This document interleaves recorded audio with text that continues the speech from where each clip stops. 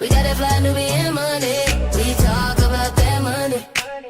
We all about that money.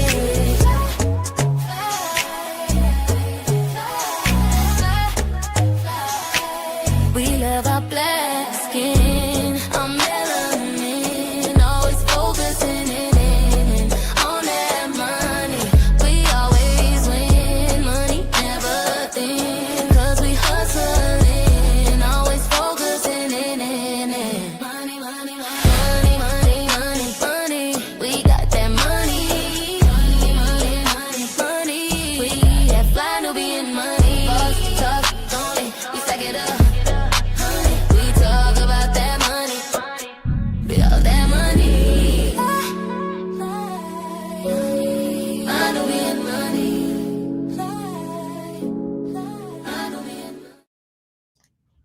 Good morning, good afternoon. Hello, hello, hello. Welcome, welcome, welcome.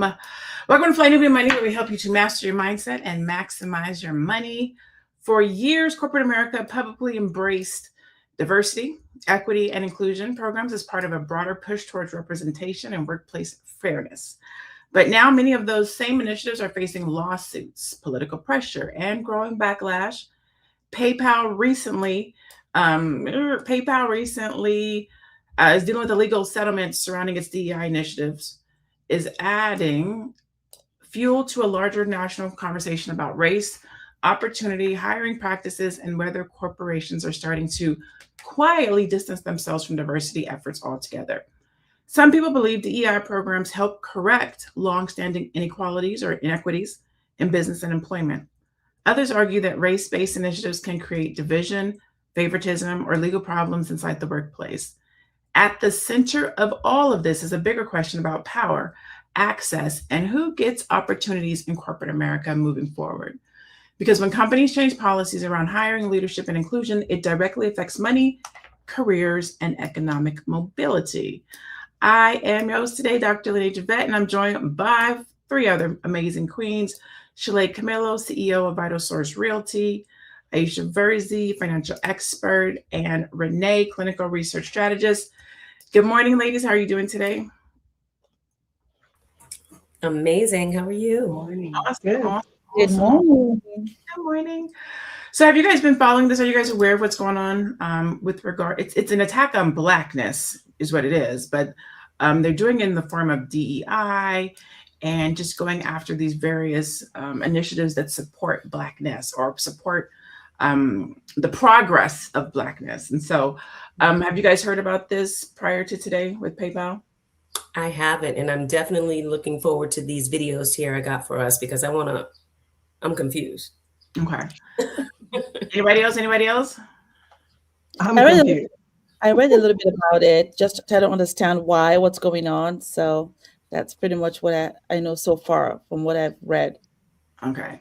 There's a variety of different lawsuits that are happening against black initiatives. So we'll start with this one right here. This is PayPal. I believe there is a video. So we'll start there and then we'll dive deeper into the conversation.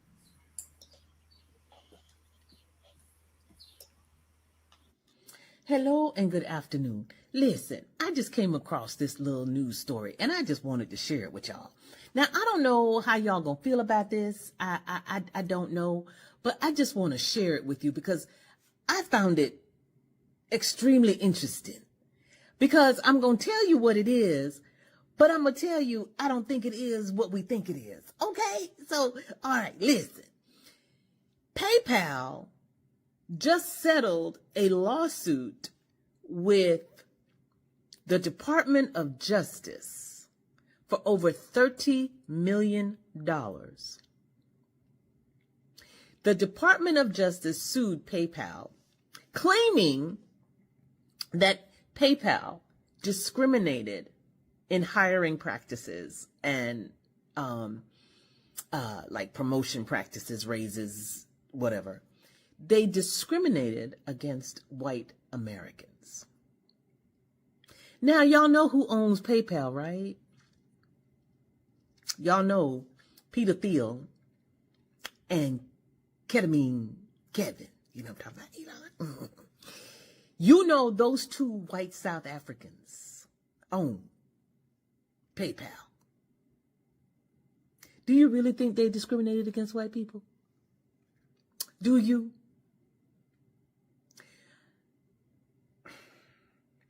Now let me tell you what I think this is. They just giving Sid money. This is just another way for them to launder money and put it into Sid's pocket. Because who really thinks that a company that Elon was involved in and Peter Thiel created discriminated against anybody white? Okay. Y'all let me know what y'all think. Okay. Okay. So she made some good points. So here it is. What does I say? So this conversation, or what she's alluding to, is can companies intentionally invest in historically excluded communities? Does targeting race at all violate anti-discrimination laws? Now, here's the thing. Where America is fighting right now is politically illegal. A lot of Black business advocates see these types of attacks on efforts to close the wealth gap and create access. The opposing side frames it as equal treatment under the law, right? So they're trying to say that when you do this, you're only Black people are going to be able to get access and go further, or have capital, if you will, be able to improve their life, if you will, by way of getting these funds and or accelerating in their career. But if you don't do it for white people, then now it's discrimination, right? What are your thoughts, Shalaye? Are you in agreement? Do you think that this is yay or nay? This is, oh my God, I have so many thoughts. So many thoughts. Let me try to. Okay. This is a scheme that Todd set up to hit us with the bullshit. That's what this is right here. The fact that this white-owned company has to settle, and I'm still trying to wrap my head around it. The DOJ sued them for quote unquote discriminating against white employees or white business owners. So hold on one second. Let's see. It's happening here. Trying to burn legal. Yeah.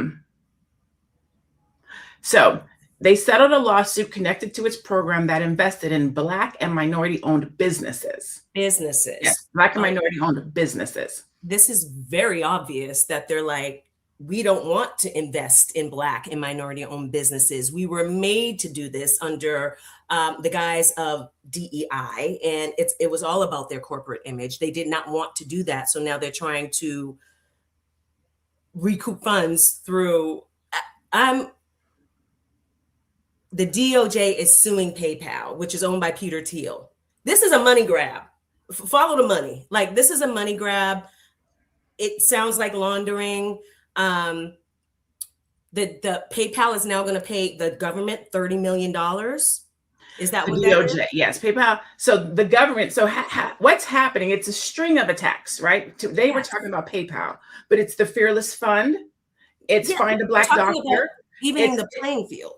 That's all we're talking about. And these all initiatives that help Black people in whatever capacity being attacked. Yes. As unlawful and unfair. It's the gaslighting in our faces. It's the playing in our faces. We know that this country has been attacking Black people specifically for I don't know how many centuries. And every time there's any initiative to even the playing field, this isn't even a leg up. We're talking about, okay, since historically these people have this disadvantage, let's try to even the playing field. And every time the playing field is somewhat, they don't want to compete. Every time there's any initiative to try to even the playing field, then they try to do, oh, this is reverse racism. We didn't set up this system. We're not we're not contributing to racism because we didn't set up the system and we don't have the powers to maneuver in this system. This is their system. And the very fact that we even have to put these things in place is it tells you everything that you need to know. And the very fact that it keeps getting attacked, guys, we need to, I think we're all woke, Okay, I know they hate that phrase, that word, woke. We need to wake up and have our eyes wide open. These people don't want to do anything that will cause them to have to compete with us on any level. They're going to try to continue to put their foot on our necks. This is absolutely asinine. This is a lot of this is like it's rolling back. Yes. LaNée, the argument that they're making is basically if a company creates funding specifically for Black or minority businesses that excludes others based on race, you can't do that, is basically what they're saying. I think what they're not realizing is everything on earth is created for the others. Everything on earth is created for whiteness. And so therefore you have to be specific and say, hey, there's $1 million in this pool for investing. We're going to put 250,000 of it for Black people to make sure that they get some. Now, this 750 is still going to go to you, but we're going to put a small sliver over here. So that's the question. Is that, do you think that that's reverse racism?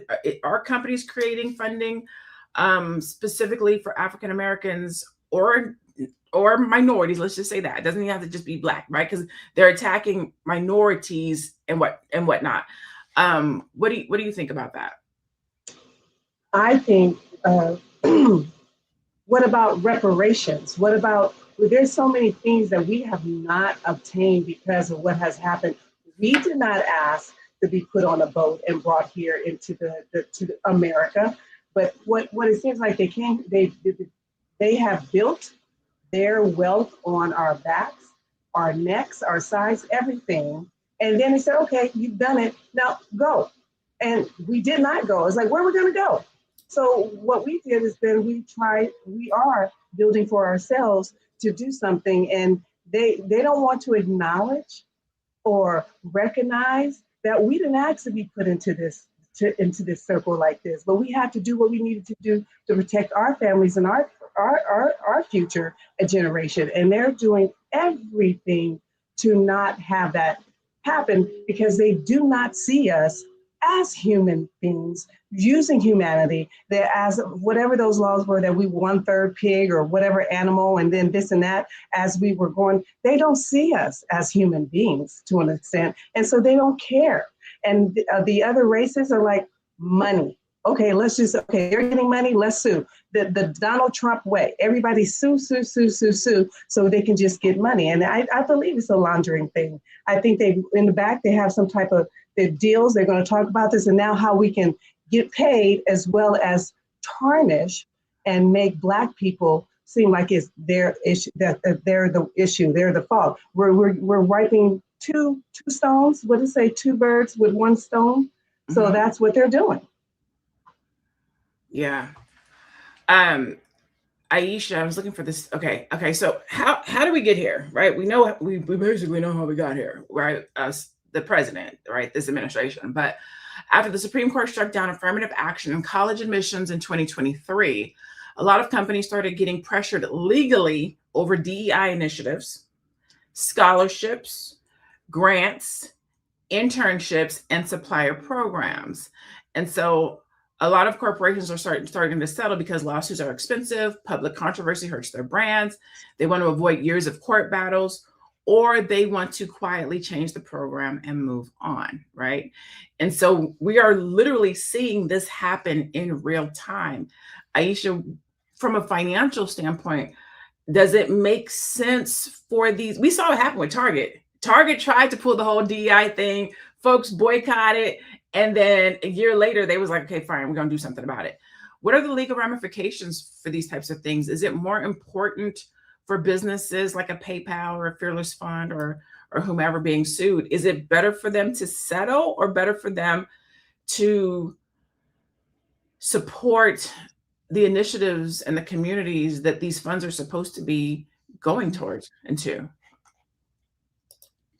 It's amazing how whatever somebody starts that thinks it's going to benefit one group and not the other, how it comes back and becomes a reverse thing, right? So companies now are going to start double checking themselves.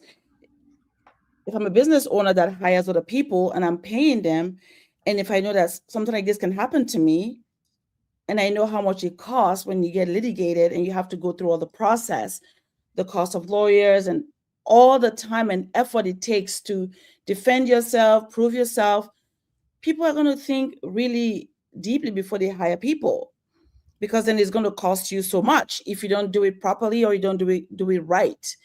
And the unfortunate thing is, when something is created to help one group and not the other, this is going to happen, because eventually the other group too are going to say, well, what about me?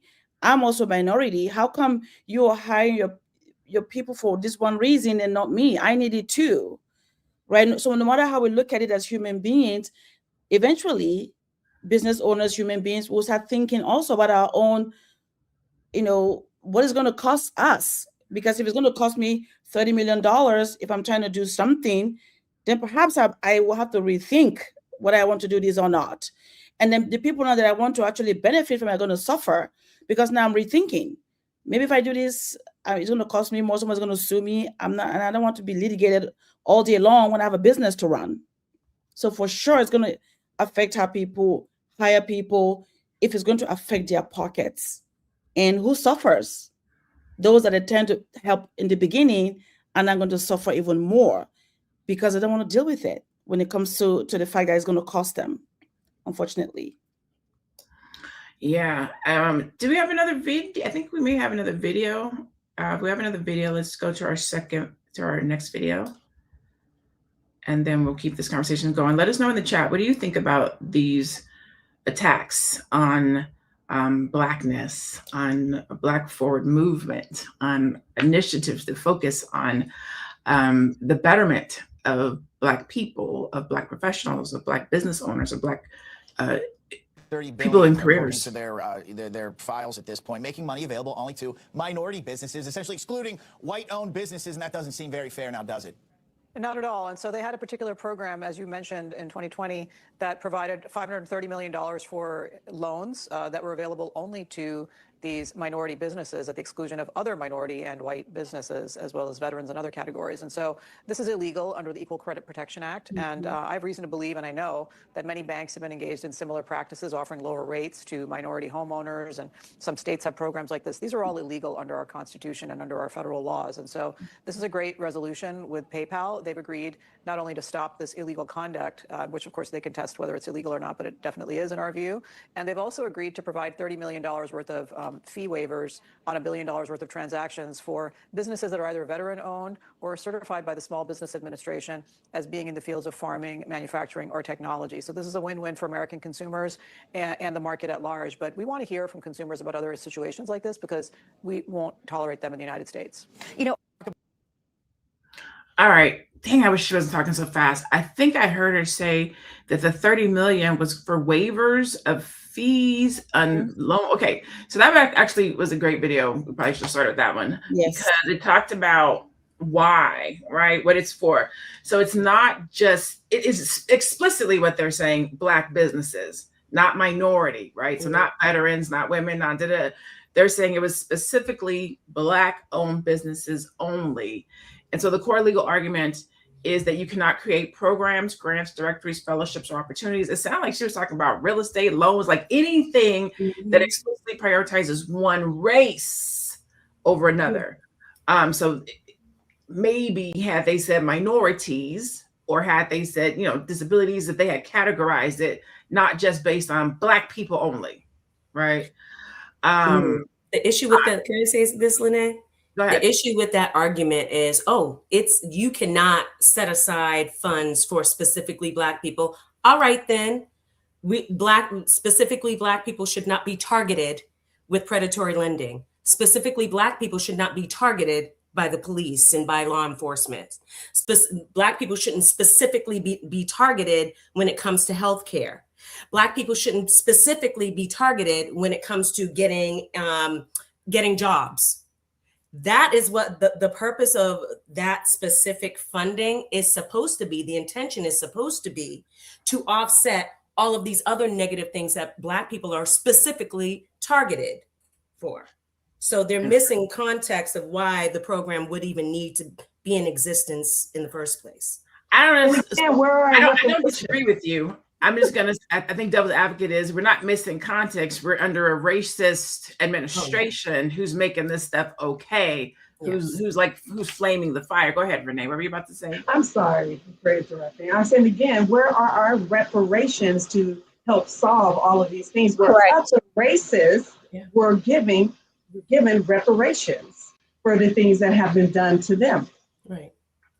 This is part of the repair, or what this should be. If it were, and of course they're not going to do this because of where we are and who's in charge, but the purpose of these type of programs is supposed to be to repair the damages that have been done, or at least in part repair, because you can't really repair 4 centuries of missing out on, generational wealth and schooling, education, business building, real estate. You can never repair that. But what these funds are supposed to do, or supposed to be intended to do, is to provide some level of repair for the wrongs that have been done to Black people. I think the DOJ, if I may add, is to be to play a devil's advocate, is that they are trying to interpret the law, saying you can't do that to anyone. So if we have this law as a nation, and then now people are like PayPal is practicing it on the side, that's illegal. Then it means a group is going to be excluded, and they don't want that. Then it creates a problem for the whole nation. So with the goal that we're trying to eradicate that you actually get hired based on your merits and your hard work. But we know that doesn't happen. We know that. But if somebody is practicing that overtly and people can see, then an Asian will also come up and say, hey, how come we didn't get a loan as well? And then now the Department of Justice has to now take care of that and say, okay, well, you can't do that, Ms. Shalaye. You can't do that because it's illegal.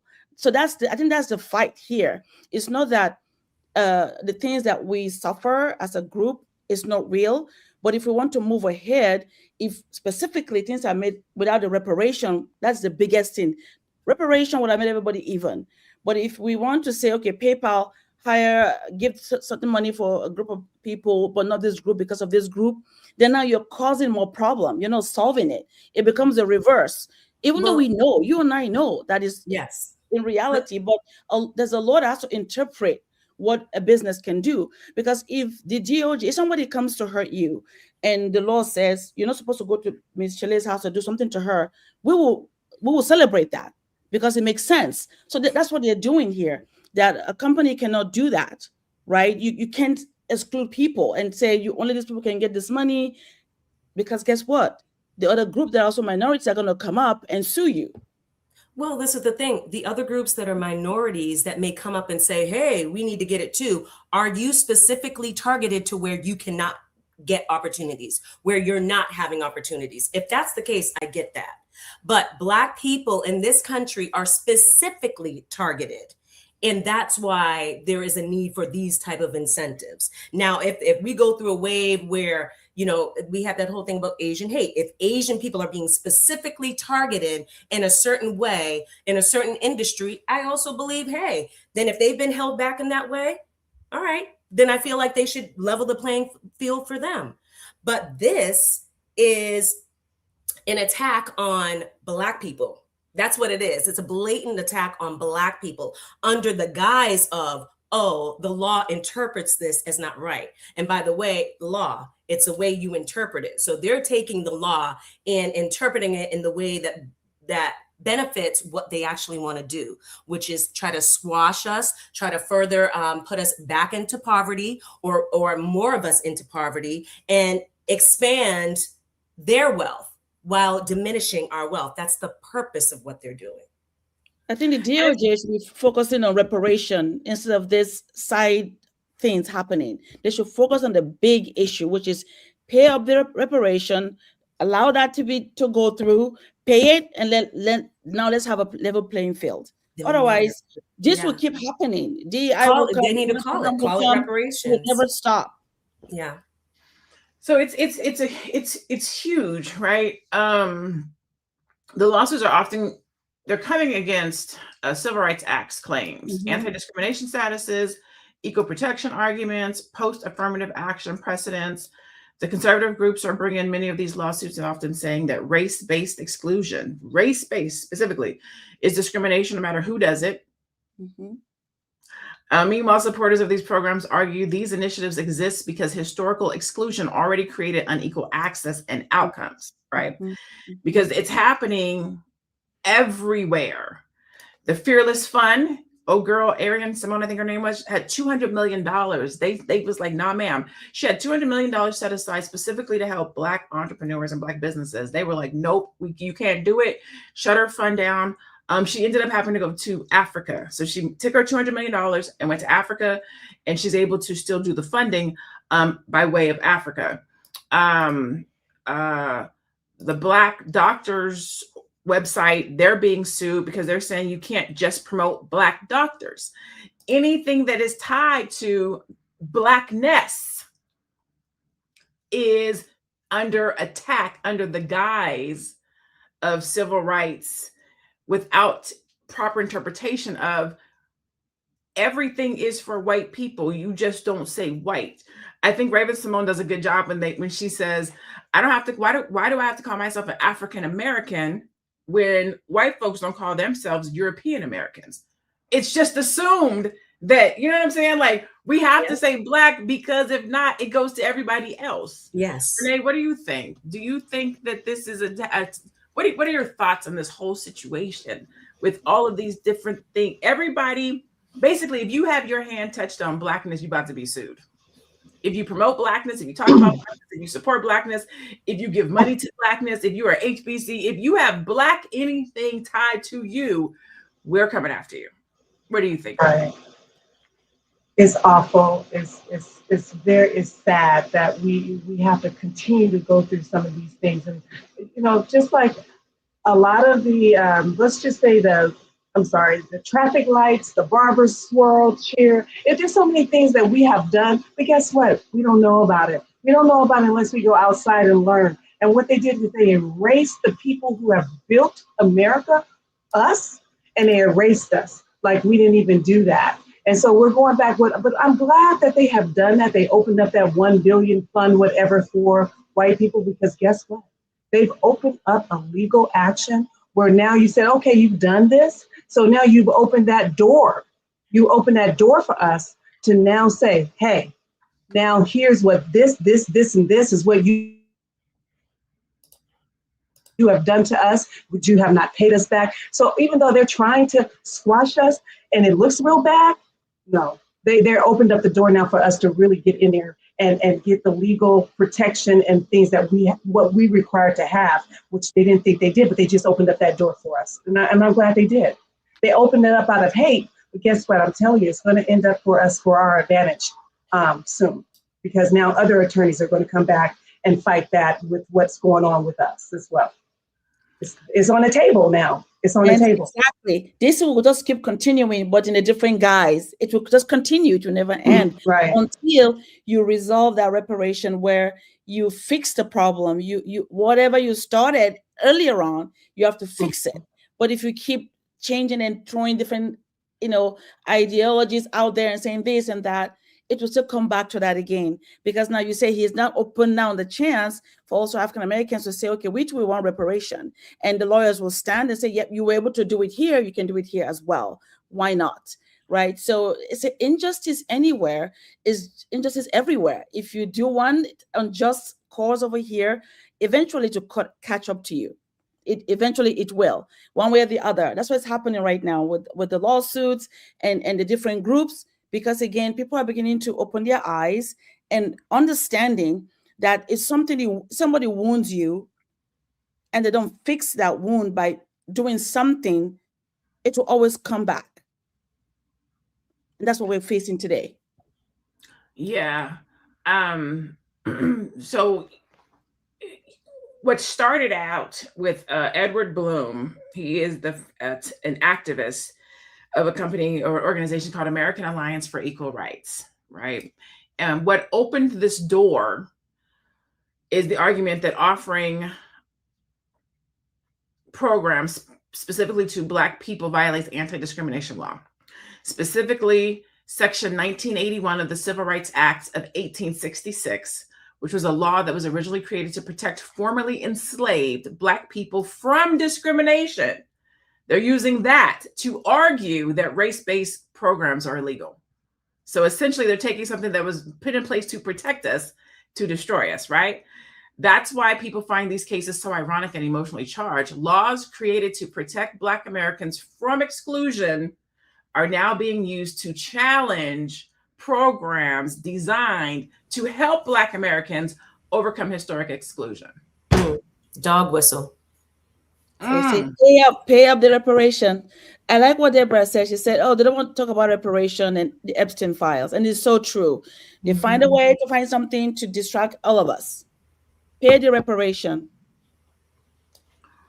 All right. Do we have another video? I think we may have another They video. keep saying DEI because they know saying Black out loud sounds ugly. But make no mistake, Black people are the target. Trump's attacks on DEI were never truly about fairness. If they were, we'd see the same outrage directed at legacy admissions, generational wealth, nepotism, or the overwhelmingly white networks that have quietly opened doors for decades. Instead, the focus is almost always on programs connected to Black advancement. The PayPal settlement is a perfect example. In 2020, PayPal committed $530 million to support Black and underrepresented minority businesses and communities. And there was a reason for that. Black business owners have historically faced enormous barriers accessing capital, loans, and financing. Research has repeatedly shown Black entrepreneurs are far less likely than white business owners to receive full funding, even when controlling for income, creditworthiness, and business performance. That disparity didn't happen by accident. It was built over generations. But MAGA and Trump allies labeled PayPal's effort discriminatory against white people and sued. Now look at the outcome. The settlement redirects support toward businesses that are veteran-owned or operate in farming, manufacturing, or technology. And after this, administration has already signaled that direct Black support may invite lawsuits or DOJ scrutiny. Ask yourself, who do they think will feel safest applying for these programs now? Because this is how modern discrimination works. You don't always have to say, no Blacks allowed. You just make supporting Black people legally dangerous until corporations quiet. Listen, she said a whole word. Yes. I like that video there. Like that is the whole truth. Yes. Now there is new language, but before we get to the new language that corporations are using to still support, let's just talk about what she said, and let's just talk about strategy is a motherfucker. I mean, strategy. I don't think people understand how important strategy is, and the game of chess and not checkers. Like, we're going into a new day and age where these folks is scared. They are scared. They are nervous. They understand that they're going to become the majority minority. They understand that the shift of power is in front of us, and they are doing everything that they can to hold on to it, blatantly aligning with racism and racists and people who also can understand it and feel it, and they're presenting conspiracy theories out there, like you're not going to have a job because of the Hispanics, and Black women are getting educated faster. They're going to come take your jobs, and Black men, like, they are the propaganda out there to shift the narrative and change the conversation to, we have to do whatever we have to do to make it, even at the downfall of a community, if you will, from a financial standpoint. Give me your thoughts on that video, Shalaye, when you hear just all of these things that are taking place and the ramifications that they can have for our community. So many thoughts on that video. One of the things that stood out most to me is when she broke it down so succinctly that you don't have to say no Blacks anymore. Just supporting a Black person, a Black business, a Black family A Black can initiative. cause and bring legal ramifications, can bring negativity to you, to your foundation, to your business.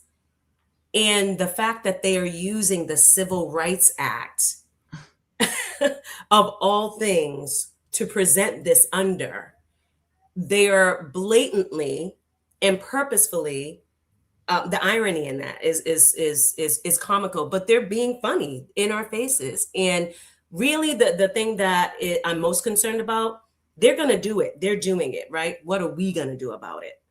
And that's definitely a layered conversation.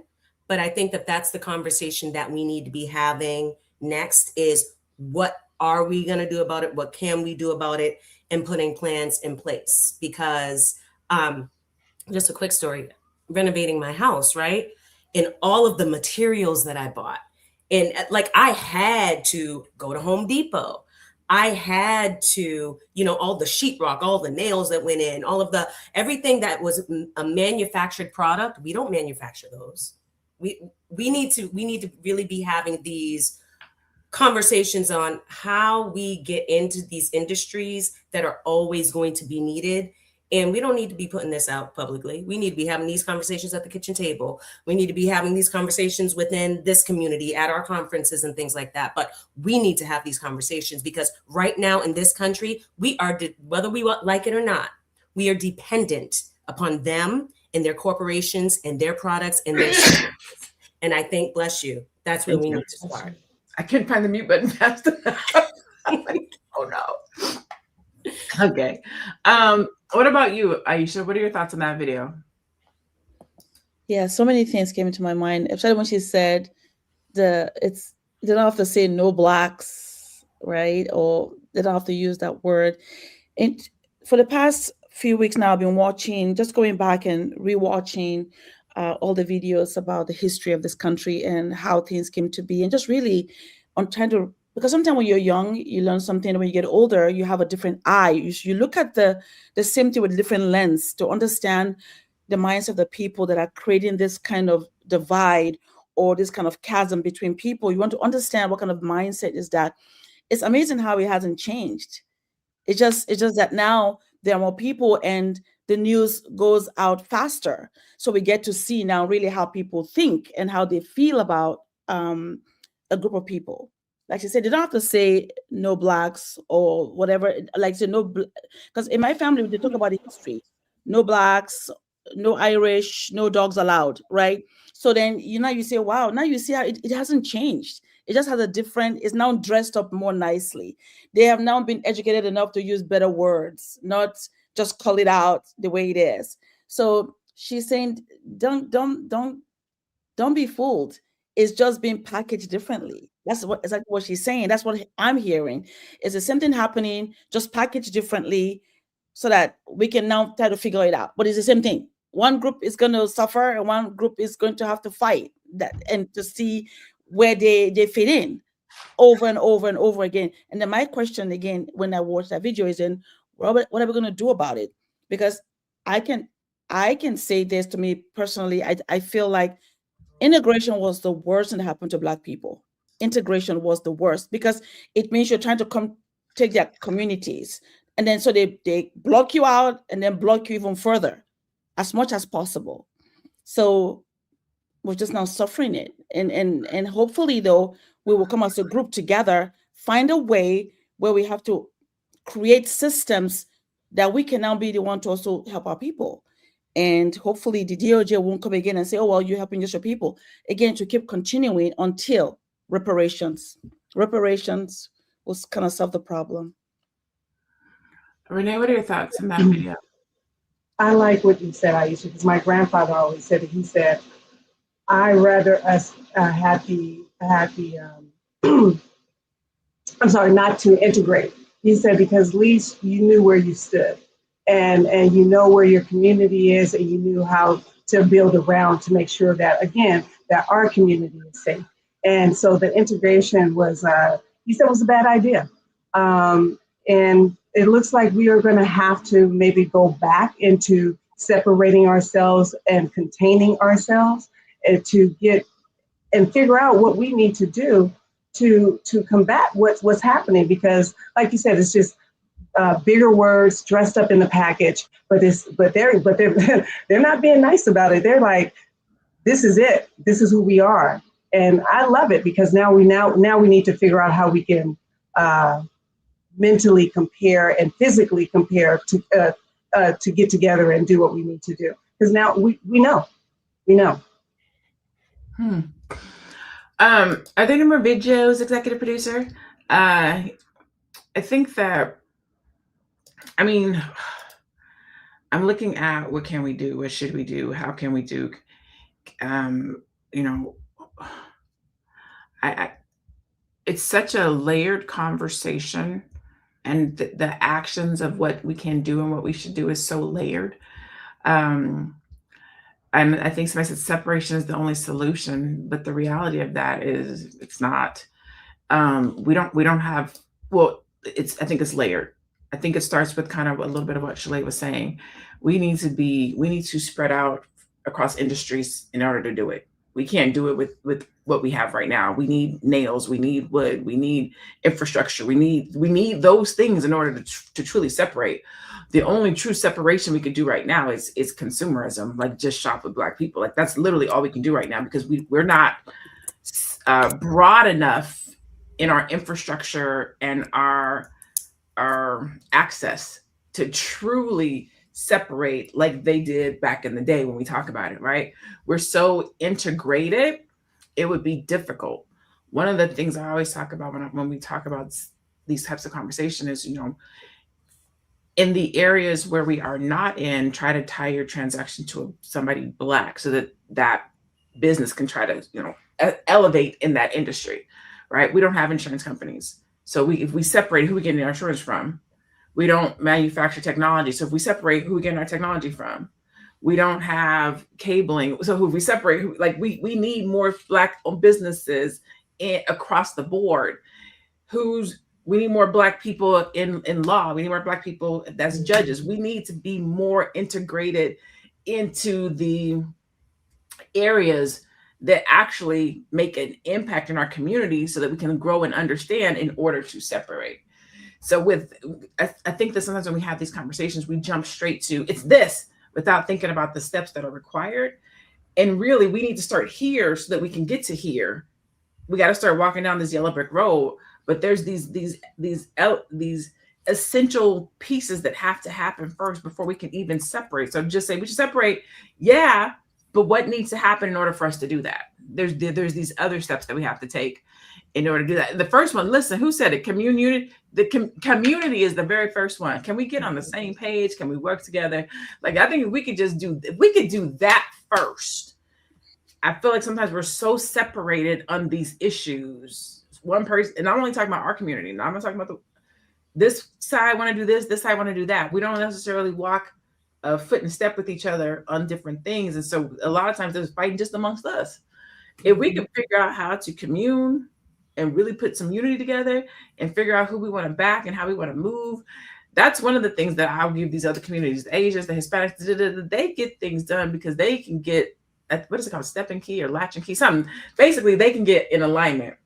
So when they put all of their community power behind something, there's weight.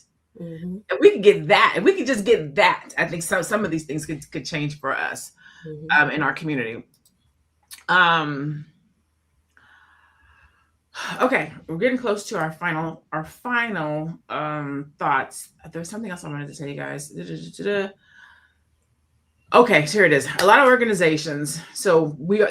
Organizations are aware of what's happening. Organizations are aware that DEI programs are being attacked. Organizations are aware that not even just organizations, right? Businesses. So whether you're Find a Black Doctor, Fearless Fund, PayPal, the white lady, I forget, the white lady in California who is suing, I think it's like their version of Medi-Cal or Medicaid or something like that, because they had a program for Black mothers. They had a program for Black mothers, and she applied and they said she wasn't a Black mother. And so she's suing them for discrimination, right? So it is not just DEI. It is not just corporations. It is anybody associated with giving Black men, women, children, community a leg up.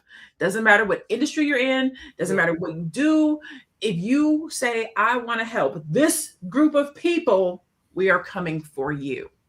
Mm-hmm. Okay. That being said, one of the ways that folks are trying to get around it is using language instead of Black owned, Black men, they're using underserved, underrepresented, economically disadvantaged, founders lacking access to capital. This is like the new language to not say Black. Okay. In your final thought, tell me your thoughts about that. Do you think that that will work? Do you think that that makes sense? But then also your final thought on how people can find you. I'll start with you, Aisha. Yes, using any kind of way to describe a group of people, no matter how you dress it up, historically, we know exactly what you're talking about. It doesn't matter who it is you're talking to. As long as you live in America for a short time, you know exactly who you're talking about when you do anything in this country historically. So that to me, it's going to be easy for people to figure out like right away. For me though, after hearing about this lawsuit and just what's been happening with DEI and discrimination, which we know that when you don't repair something, when the reparation is not done, it will continue no matter what. That's just the way life works. Until you pay up what you owe someone, it will always come up. So to me, now what do we do as a community? How can we start repairing? Because we know that if we integrate, it didn't help us. If we separate, that won't really help us either if we don't have the tools and the systems in place to help us. But we can start by reading the right things, like start feeding our minds and our space and the people we hang around with that are our group with the right mindset, because we have to shift our mindset as well to get the result that we want, so that we don't have to keep being the victims or the ones suffering every time when this comes up, right? So one thing I thought about is reading Dr. Boyd's book, The 10 Commandments of Black Economic Power. Those things help us. They will help us if we begin those little baby steps, so that when something like this happens, instead of everyone just thinking about us to be the ones that are only disenfranchised people, others to also come to mind. Because if that is the case all the time, we will keep going backwards, because others that are also minorities will come to also, what I say, they'll also come to challenge that well, we too are also discriminated against. So we have to find a way to fix that by coming together, right? To unite as a community for sure. With that being said, where can you find me in the Black Business School? And also AishaVersey.com if you need help with your insurance, understanding how you need to better strategize your finances. I can help with that. I love it. Thank you so much. Thank Renee, you. your final thoughts?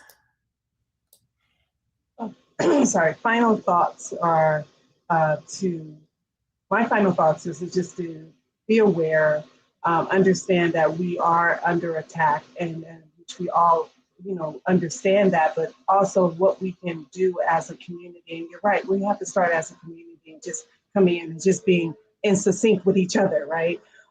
Start there, and with kindness and grace for all of us, knowing that we're dealing with the situation. And if there's anything that I can help, please, contact me. I'm at tricyclesync.com. It is for maternity equity for Black women and their babies. So if you please please check out the website, but also just check out me and just send me a message and maybe we can figure out something together. I love it. Thank you so much for being here. Miss Shalaye. Miss Shalaye, that's so funny, but go ahead.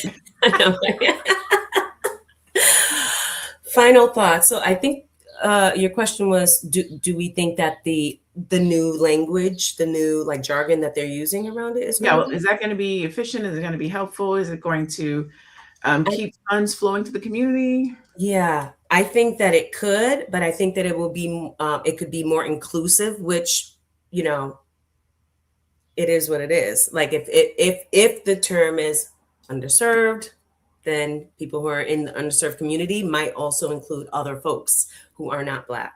I think that we, in having the conversations around what we can and what we should do, definitely starting within our communities and starting with our families. And just thinking about that, I had a visceral reaction because that's hard, right? It's really, I don't want to say hard. It's a challenge to get in alignment with other folks, but we have to do it for survival. And I think that that's one thing that we're missing from the pre-civil rights era, is that folks did what they had to do to survive, even if they didn't like each other. They had to depend on each other. This person over here is growing okra, you over here, you got chickens, and y'all got to barter back and forth, right? And we need to get back to that mentality. They have us so we're like frogs in the pot that's simmering. It's not hot, but we're all simmering in the pot. We don't realize sometimes until we have these conversations just how disadvantaged that we are, just how 1 or 2 paychecks away from poverty that we are. And because we have these comforts and these luxuries that maybe other folks may not have in other countries and other parts of the world, we are tricked into believing that we got it, and we don't. So, but we need to, in order for us to get it, we're going to have to stick together. We're going to have to start having those hard conversations with family. And I'm making this face because my face never lies, but because I want to have this conversation with my family. But there's also trust there. And is everybody supposed to come to the table? You know, and it gets challenging, and it is multi-layered. Once we start doing things on a community level and really uniting as a community, we do need to look into what we can do on a larger scale. Like I said, all of the things that we need on a daily basis, we are getting from their corporations. And I think I said in the other chat, we need Africa, because we can do the same thing that China and India and everything did, but we are not thinking like that.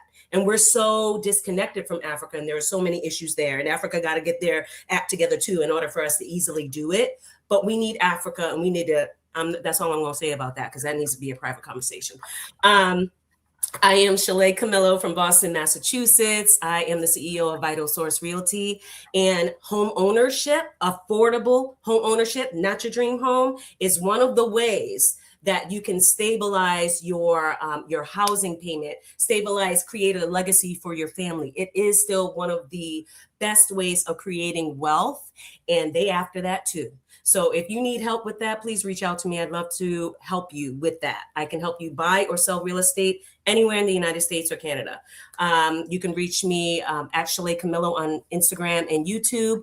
You can go to my website at vitalsourcerealty.com. Awesome. Thank you so much. Okay, let's get to some stats. I'm gonna give my final thought right before we get out. So I'll do final thoughts into my outro. I want to make sure that we get through all of the good stuff that we have here for you guys. So stats. Major corporations invested billions with a B into DEI programs over the last decade. Many Fortune 500 companies expanded diversity hiring initiatives after 2020. So after George Floyd, a lot of DEI stuff came out. Workplace discrimination lawsuits continue shaping corporate hiring policies nationwide. And studies have shown that diverse leadership teams can improve innovation and profitability. So hopefully these folks still do that without having to be told to do it. Corporate diversity programs remain one of the most debated workplace issues in America today. And I feel like if you would hire folks based on their talent and skill, we wouldn't have these issues. But, you know, folks want to be out here doing what they want to do.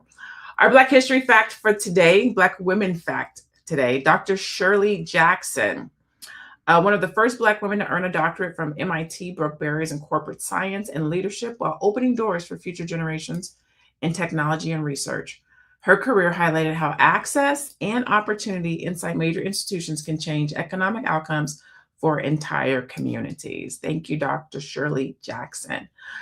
Okay, so my final thought on our way out the door. I'm Dr. LaNée Javette. I am a brand new brilliant strategist, and what I do is help Black African Americans to show up in a way where people are judging them based on their brilliance, right? And because of that, this conversation is exciting to me. The attack on Blackness is saying to me, y'all is some resilient folks. Y'all is some brilliant folks. And if we give you the proper tools that you need, you are going to elevate. You are going to go out here into this world and do great things. And therefore, we have to squash that.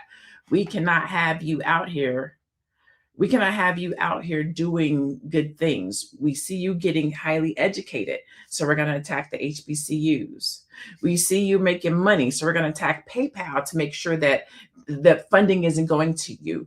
We see you starting to do more Black business with Black businesses, so we're going to attack Find Your Black Doctor. We're going to attack Black businesses that focus on Black businesses, Black directories, anything that has Black in it, we're attacking it. We see you moving into these nice neighborhoods. We're going to do some redlining. We see you starting to understand voting. We're going to mess with the voting rights. The more we pivot and learn and do great things, they're coming to attack that. So that being said, stand on your brilliance. Like, stand on knowing that we're doing the right things. We just got to do them better. And we have to do them as a community. When I move, you move, just like that. Like, if we got, I wish I could think of the word, step and fetch or something like that, where we do things in unison and we move in unison. And if we were to let our brilliance lead us strategically, not emotionally, but got logical, like these fools is, man, we would be unstoppable. And so with that, I'm Dr. LaNée Javette. I'm a brand new brilliant strategist. I help Black entrepreneurs and business owners and professionals, because we do executive coaching now, to use their brilliance to make money, to monetize, right? So if you want to reach out to me, drlanejavette.com, right there.